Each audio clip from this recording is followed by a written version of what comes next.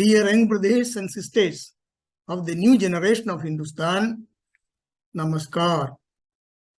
In the last episode, we have seen how the British changed their attitude after starting the trade center in Surat, and how they brought private soldiers to Hindustan and weapons, terrorizing the public and forcing the local rulers to surrender by all means, by pointing guns and swords against the public of Hindustan. In today's episode, let us review how the British destroyed or started sucking the blood of Hindustan to the last drop. If I tell you that before the arrival of the British, that is, until 1600, Hindustan was the most industrialized and the richest country in the world, will you believe me? It's not so easy to believe because we were not taught about those facts and truths in our schools. And that's the reason. But let us see what the American Unitarian minister, Mr. J.T. Sunderland, stated about the status of Hindustan before the arrival of the British. This American Unitarian minister, J.T. Sunderland, states that nearly every kind of manufacture or product known to the civilized world, nearly every kind of creation of man's brain and hand, existing anywhere and priced either for its utility or beauty, had long been produced in India. And note this phrase or his affirmation: India was a far greater industrial and manufacturing nation than any in Europe or any other in Asia. And this was the situation or the status of Hindustan, the most industrialized and the richest nation in the world. And this was destroyed totally by the British. First of all, by destroying the industries of Hindustan, a systematic, a well-programmed and well-planned process of destruction that was exercised or practiced by the British in Hindustan. And after destroying the whole industries in Hindustan, Britain started becoming one of the industrialized nations in Europe. And Britain's industrial revolution was built on the destruction of India's thriving manufacturing industries.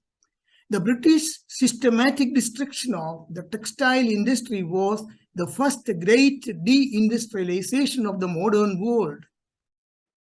And please note this highlighted part of this affirmation or this statement. The soldiers of British East India Company systematically smashed the looms of the Bengali weavers and broke or cut off the thumbs of the weavers so that they could not play their craft. They could not weave anymore. The 25% share of the global trade in textile which Hindustan enjoyed in the early 18th century was reduced to zero. And the company's administrator, William Bendick, wrote that the bones of the cotton weavers were bleaching the plains of India. I remember that I have learned about this William Bendick, or I was taught about this William Bendick in my upper middle school classes or lower high school classes. But I was never taught about such a statement which he made while the Bengali weavers were dying because the British had destroyed their livelihood. And see this affirmation by the British economic historian whose name is Agnes Madison. And he states, in AD 1700, Hindustan's share of the world economy or the global GDP was about 27%. Towards the end of the 17th century, it was about 23%, and that is as large as the whole Europe put together. By the time the British departed from India, it had dropped just over 3%. This is a copy of the statement of this famous person called Thomas Babington Macaulay, or commonly known as Lord Macaulay.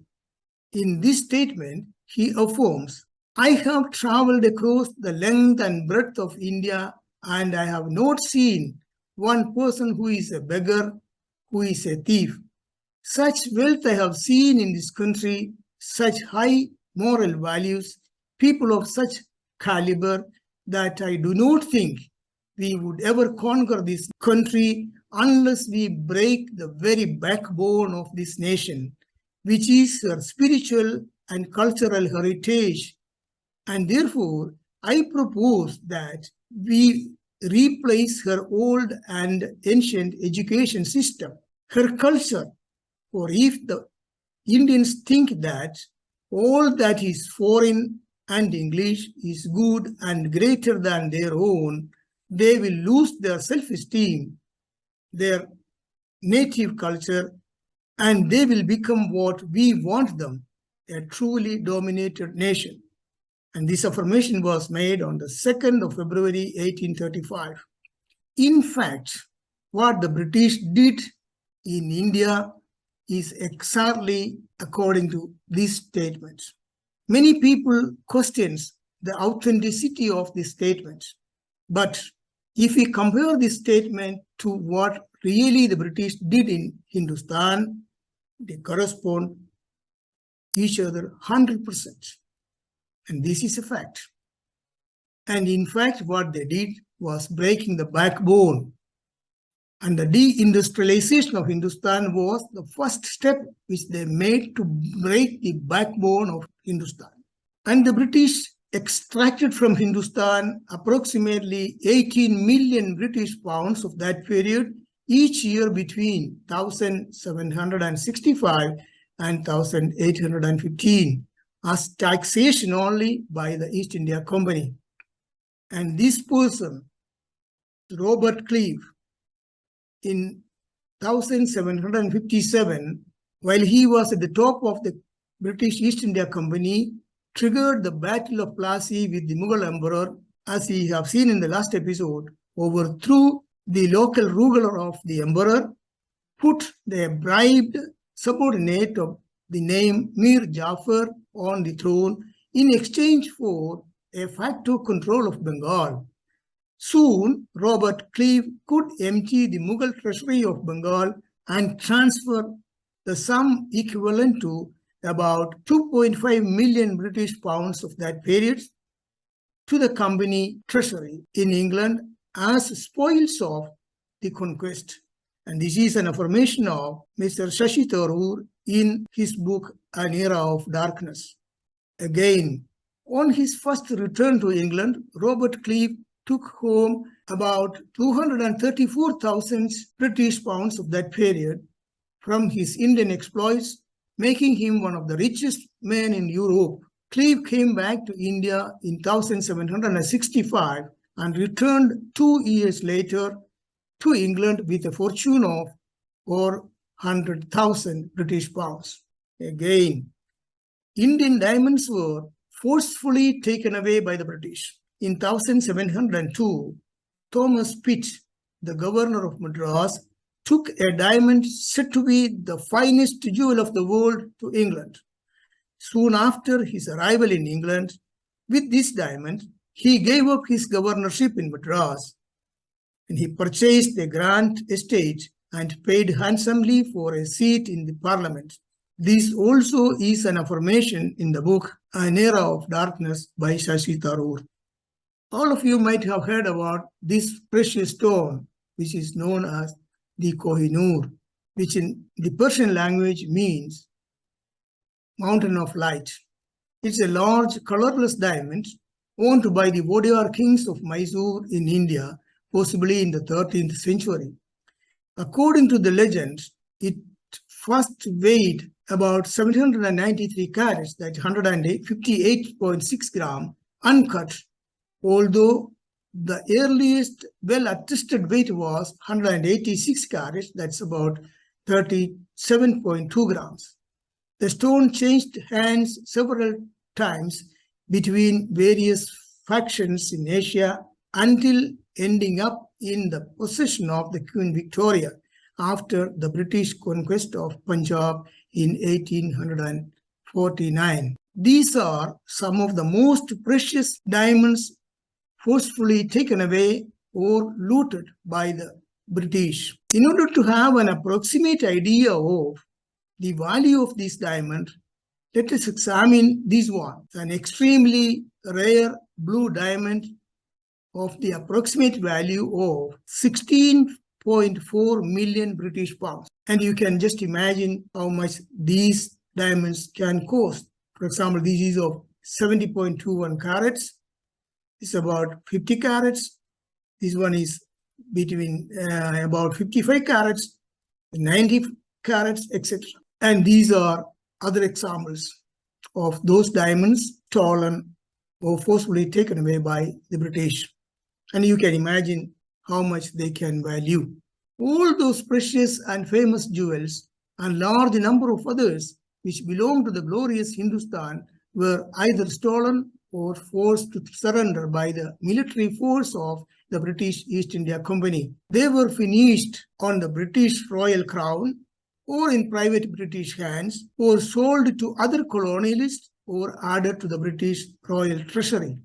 And the Kohinoor diamond is the one which is set in the center of the Maltese cross at the front of the British royal crown, this one. Normally, the stolen objects are not exposed by the thief, but in this case, that also happened. Just think about it. In the following episodes also, we will continue to review how the British sucked the blood of Hindustan until the last drop. I humbly request you to share these videos with your friends and relatives of the young generation so that they also will have a basic idea of the past true history of our great nation. And these pages were intentionally hidden by the central government of Hindustan until the last few years.